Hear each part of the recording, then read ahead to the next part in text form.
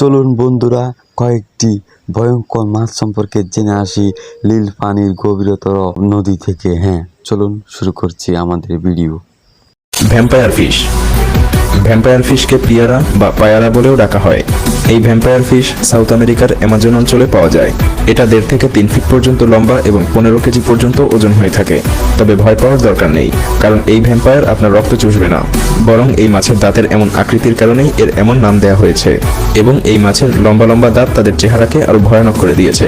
এর সামনের দিকে 2টি 6 ইঞ্চি লম্বা ধারালো দাঁত থাকে, যা নিশ্চিতভাবে আমাদের জন্য ভয়ঙ্কর। এর নিচের মারির দাঁত উপরের মারির ফাঁকা অংশের ভেতরে ঢুকে যায়।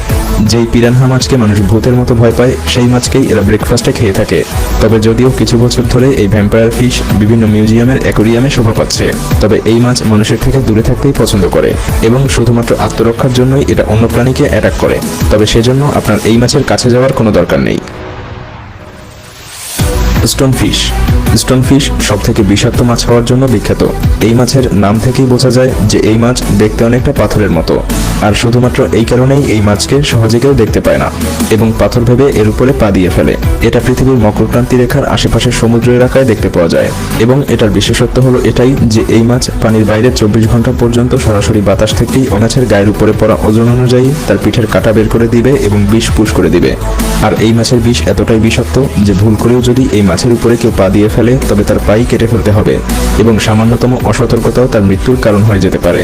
এবং রিসার্চ অনুসারে 1 ঘন্টার মধ্যে যদি সেই ব্যক্তির চিকিৎসা না করা হয়, তবে রোগীকে বাঁচানো সম্ভব হবে না। সফিশ।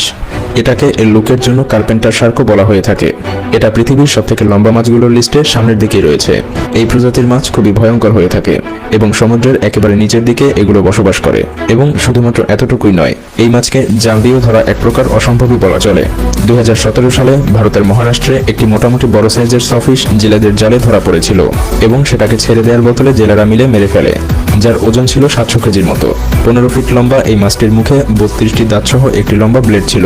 এর প্রায় 7টি প্রজাতি রয়েছে, যার মধ্যে 4 প্রজাতি ভারতেই পাওয়া যায়। সফিশ মানুষের জন্য তেমনটা বিপজ্জনক নয়, তবে এই মাছ ধরার পরে নিজের আত্মরক্ষার জন্য যখন ছোটাছুটি করে।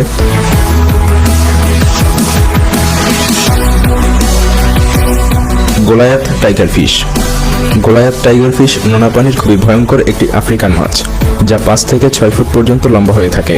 এই মাছের দাঁত কুমিরের মতো এবং অ্যাটিটিউড শার্কের মতো, এবং সেই সাথে এই মাছের খোসাও বেশ মোটা হয়ে থাকে।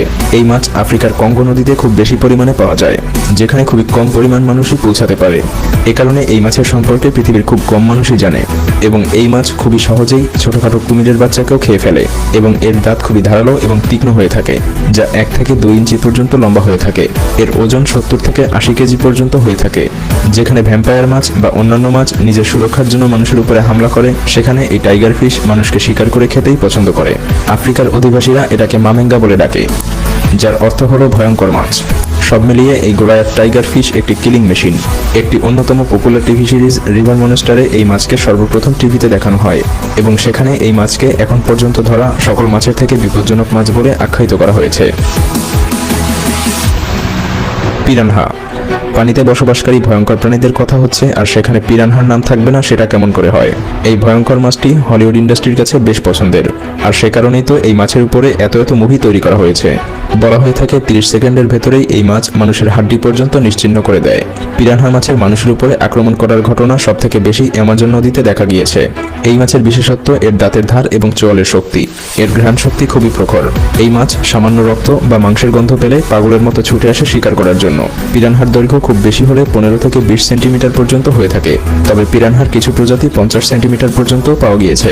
1976 সালে অ্যামাজন নদীতে একটি যাত্রীবাহী বাস দুর্ঘটনার কারণে পড়ে যায় এবং যখন মৃতদের লাশ পানি থেকে বের করা হয়েছে, তখন তাদের বডি পিরানহা মাছগুলো এমনভাবে খেয়ে ফেলেছিল যে তাদেরকে চেনাই দুষ্কর হয়ে পড়ছিল। Viper fish. এই মাছ মাত্র কয়েক বছর আগেই আবিষ্কার করা হয়েছে। এর আগে এই প্রজাতির মাছ অন্য কোথাও দেখা যায়নি। এই মাছটিকে দেখতেই অনেক ভয়ানক লাগে। এটা একেবারে গভীর সমুদ্রের মাছ। এটা পানির গভীরে 250 ফিট থেকে 5000 ফিট পর্যন্ত বিচরণ করে। এই মাছ রাতের বেলায় সমুদ্রের উপরের দিকে উঠে আসে, আবার সকাল হলেই তারা গভীর পানিতে চলে যায়। এটার শরীর সাপের মতো লম্বা এবং চিকন হয়ে থাকে। এটা লম্বায় 30 থেকে 60 সেন্টিমিটার পর্যন্ত হয়ে থাকে। এই মাছ কমপক্ষে 30 থেকে 40 বছর পর্যন্ত বেঁচে থাকে।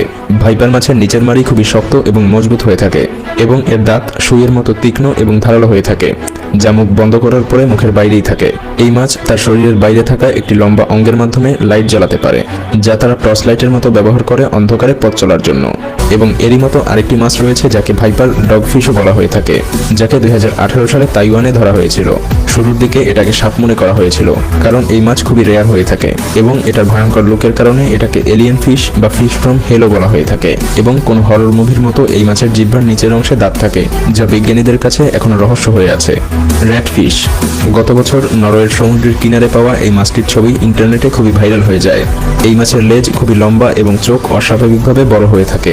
19 বছর বয়সী অস্কার নামক এক যুবক এই মাছটিকে সমুদ্র থেকে ধরেছিল। বিজ্ঞানীদের মতে এই মাছ খুবই পুরনো প্রজাতির একটি মাছ, যা পৃথিবীতে 300 মিলিয়ন বছর ধরে বেঁচে আছে এবং এর চোখের আকৃতির কারণে এটা সমুদ্রের অনেক গভীরেও খুবই সহজেই দেখতে পারে।